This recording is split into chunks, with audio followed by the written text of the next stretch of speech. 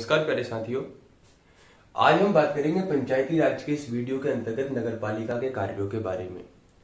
दो बातें हमें देखना है, एक तो नगर पंचायत के कार्य, एक ही नगर पालिका के कार्य। अभी जो पॉइंट है, इन पॉइंट को देखकर आप कहेंगे कि सर क्यों इन सरल चीजों को आप पढ़ा रहे हैं, हम नेट पर सर्च करेंगे, हम पढ़ लेंगे।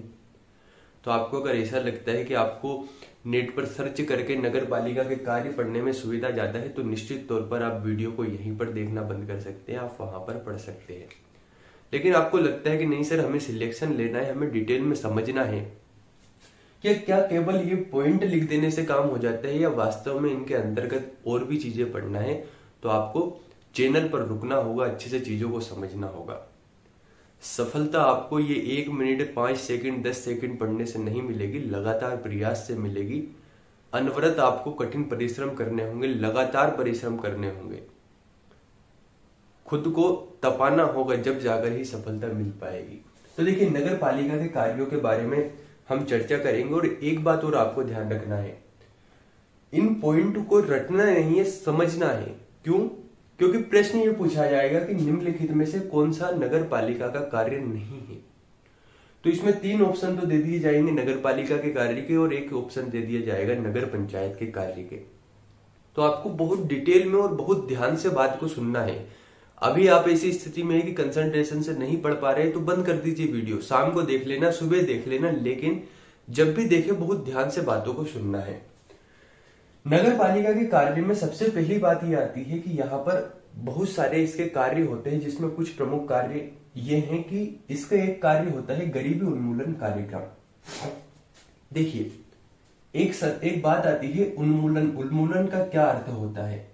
यहां पर यह भी तो लिखा जा सकता है था कि गरीबी समाप्त कार्यक्रम की गरीबी जो है, हमें गरीबी देखने को मिलती है, इस गरीबी को समाप्त करने से संबंधित कार्यक्रम। लेकिन हमेशा उन्मूलन क्यों लिखा जाता है, इसके पीछे क्या तर्क है? उन्मूलन का मतलब यह होता है कि आप सभी जानते हैं, एकदम गरीबी आप समाप्त नहीं कर सकते। आज से नहीं, बहुत पहले से योजनाएं चली आ रही है जिनमें लिखा आता है उन्मूलन। तो पहले इस उन्मूलन का मतलब समझिए। उन्मूलन का मतलब है कि आप डायरेक्ट गरीबी को समाप्त नहीं कर सकते, हाँ उसमें सुधार किया जा सकता है। जैसे कि आप सोचते हैं कि मैं 15 घंटे पढ़ाई करूंगा दीपावली की, बस एक बार मैं दीपावली मनाकर घर से आ जाऊंगा, उसके बाद 15-15 घंटे तैयारी करूंगा। नहीं पढ़ पाएंगे शुरू दिन आप 15 घंटे।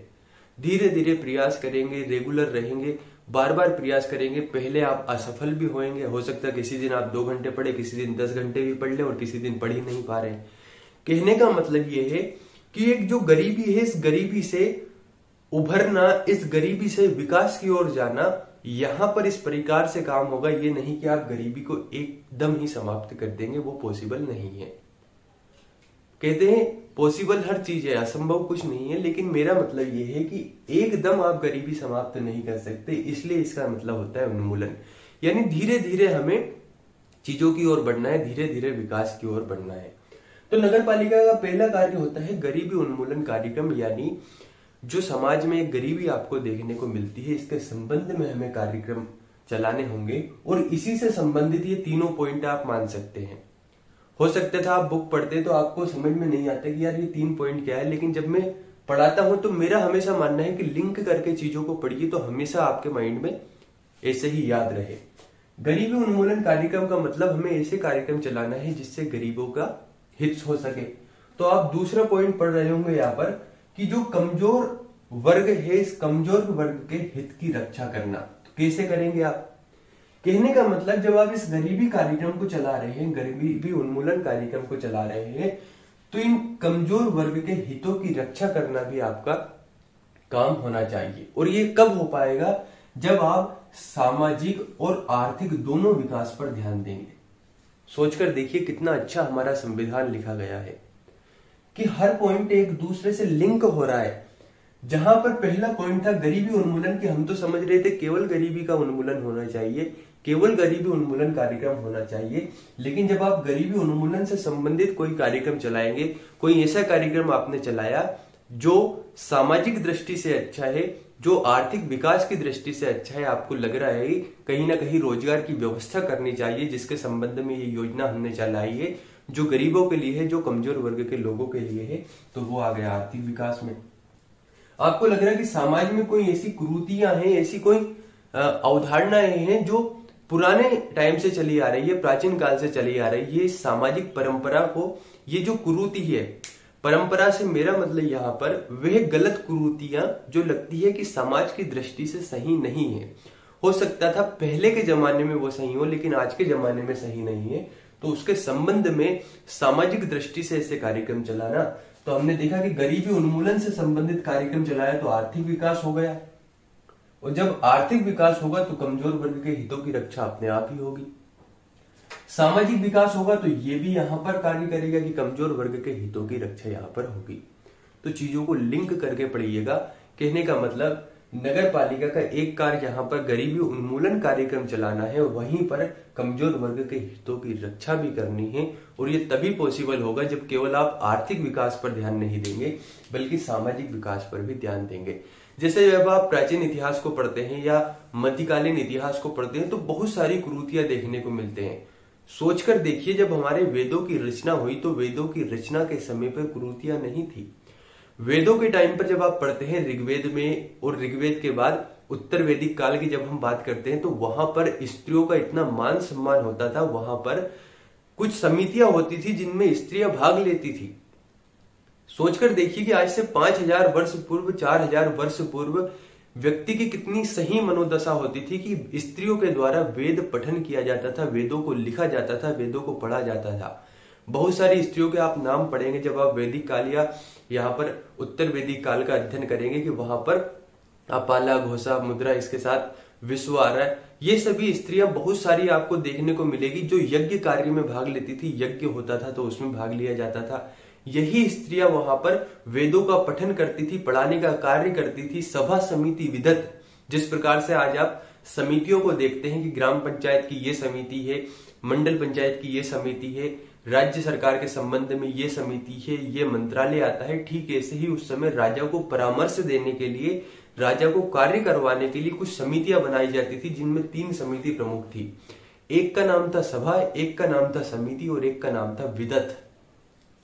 इन सभा, समिति, विदत में केवल व्यक्तियों को हिस्सा नहीं लिया जाता था बल्कि स्त्रियों का भी वहां पर योगदान रहता था। स्त्रियों के द्वारा भी वहां पर मत दिए जाते थे, वहां पर बात कही जाती थी, वहां पर यज्ञों को पढ़ा जाता था। लेकिन जब हम आगे की ओर बढ़ते हैं तो धीरे धीरे समाज में कुरीतियां फैलती गई। आधुनिक भारत में आप देखते हैं बहुत सारी ऐसी चीजें हैं, बहुत सारी ऐसी कुरीतियां हैं जिनको समाप्त किया गया। पहले कई सारी कुरीतियां, जब आप 6th, 7th, 8th में थे तो आप सामाजिक विज्ञान, एक सोशल साइंस के नाम से एक बुक आती थी जो आपके पाठ्यक्रम में, आपके सिलेबस में शामिल था, जिसमें आप पढ़ते थे कि पहले यहाँ पर ये कुरीतियां होती थी और हमारे भारत के कुछ ऐसे व्यक्ति हुए जिन्होंने इन कुरीतियों को समाप्त करने के लिए अपना अभूतपूर्व योगदान दिया। तो कहने का मतलब ये है कि सामाजिक और आर्थिक विकास तभी होगा जब हमें सामाजिक और इकोनॉमिकली, आर्थिक विकास दोनों के दृष्टिकोण से हमें जो कार्यक्रम है, जो योजनाएं हैं, इन्हें चलाना होगा। आगे की ओर बात करते हैं नगर पालिका के कार्यों में प्राथमिक, माध्यमिक और उच्च माध्यमिक शिक्षा केंद्रों की स्थापना करना। आप जब छोटे थे तो आपने 5वीं तक की पढ़ाई तो गांव में कर ली, गांव में आपके पास शिक्षा की व्यवस्था थी। हो सकता था कि आपके समय, लेकिन आपकी और भी पहले की पीढ़ी की बात करें, क्योंकि जहां तक मुझे अनुमान है कि जो हमारी पीढ़ी है, जो हमारे पूर्वजों की पीढ़ी की अगर हम बात करें तो हमारी पीढ़ी तक तो मुझे जहां तक लगता है माध्यमिक शिक्षा केंद्र गांवों में खुल गए थे। गांवों में 8वीं तक स्कूल होती थी। लेकिन इसके पहले हमारे पूर्वजों को, जो हमारे भैया हैं, जो हमारे रिश्तेदार हैं, अगर हम उनको देखें तो गांवों में केवल प्राथमिक शिक्षा केंद्र की व्यवस्था होती थी। फिर ये 5वीं से 8वीं तक की शिक्षा कहीं पास में जो क्षेत्र लगता था, जो जनपद एरिया लगता था, जो थोड़ा सा शहर की ओर विकसित होता था, वहां पर शिक्षा ग्रहण करते थे। फिर उच्च माध्यमिक शिक्षा, हाई सेकेंडरी के लिए कहीं और किसी बड़े शहर में जाते थे जहां पर शिक्षा की व्यवस्था होती थी। तो नगर पालिका का एक कार्य प्राथमिक व माध्यमिक के साथ उच्च माध्यमिक शिक्षा की भी व्यवस्था करना है। प्राथमिक चिकित्सा और सार्वजनिक शौचालय। तो प्राथमिक चिकित्सा की तो व्यवस्था आप देखते ही हैं नगर पालिका क्षेत्र में। अगला है सार्वजनिक शौचालय। तो आप जब जाते हैं बाजार में किसी सामान को बेचने के लिए, या फिर आप ऐसे ही घूमने चले गए, किसी कार्य करने के लिए गए, तो कई बार आपके साथ होता है कि यार सार्वजनिक शौचालय कहां पर होगा, तो सार्वजनिक शौचालय को ढूंढते हैं। कहने का मतलब कि नगर पालिका के कार्यों के अंतर्गत कुछ ऐसे कार्य आते हैं जो परीक्षा के दृष्टिकोण से महत्वपूर्ण है, और अगर आप रटेंगे तो भूल जाएंगे। कितना रटेंगे? केवल पंचायती राज थोड़ना है, एमपी जीके है, इसके साथ इतिहास है, भूगोल है, ज्योग्राफी के साथ ही अगर हम बात करें तो यहाँ पर साइंस है, इन्वायरमेंट है, मैथ्स है, हिंदी है। कितनी चीजों को आप रटेंगे? रटने से काम नहीं होगा, चीजों को समझना सीखिए। इस पॉइंट को लिंक किया गरीबी उन्मूलन कार्यक्रम, तो हमें समझ में आ गया कि अगर हम गरीबी उन्मूलन कार्यक्रम करेंगे तो कमजोर वर्ग के हितों की रक्षा भी यहाँ पर होगी, साथ में आर्थिक विकास भी होगा। लेकिन केवल आर्थिक विकास से काम नहीं होगा, सामाजिक विकास पर भी ध्यान देना होगा, और इसके साथ ही समाज को सर्वोच्चता की ओर ले जाने के लिए प्राथमिक माध्यमिक उच्चतम जो उच्च माध्यमिक शिक्षा है इसकी भी व्यवस्था होनी चाहिए। और ये जब सभी चीजें पॉसिबल होगी तो साथ में प्राथमिक चिकित्सा भी होना चाहिए। कोई भी व्यक्ति यहाँ पर रोगग्रस्त अगर हो तो उसे उचित समय पर उचित उपचार मिल सके। साथ में सार्वजनिक शौचालय की व्यवस्था होनी चाहिए, इन केंद्रों की स्थापना होनी चाहिए। तो मेरे प्यारे साथियों, ये हुआ नगर पालिका के कार्य। इसके बाद हम बात करेंगे नगर पंचायत के कार्यों के बारे में। चैनल पर पहली बार आए हैं तो प्लेलिस्ट में जाकर शुरू से अभी तक के वीडियो देखिए पंचायती राज के।